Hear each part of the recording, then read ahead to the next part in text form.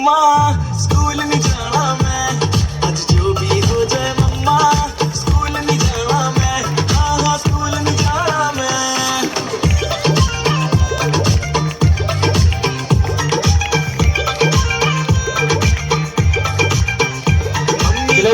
जोर से बच्चों की हौसला अफजाई करिए।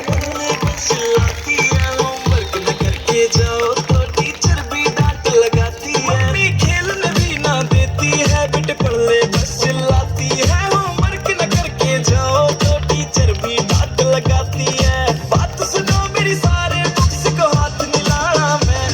आज जो भी हो जाए मम्मा स्कूल नहीं जाना मैं,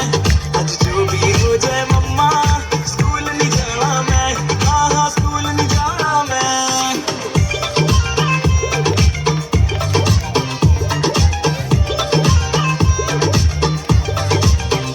सच्ची सैड बड़ी सिचुएशन, पहले स्कूल जाओ फिर ट्यूशन, संडे भी सांस ना लेने दे, हाय जान पे इतनी टेंशन, बेटे पढ़ लिख कर जाएगा बड़ा आदमी बन जाएगा, माँ बाप का नाम तो रोशन वीन रांझे गिर जाएगा,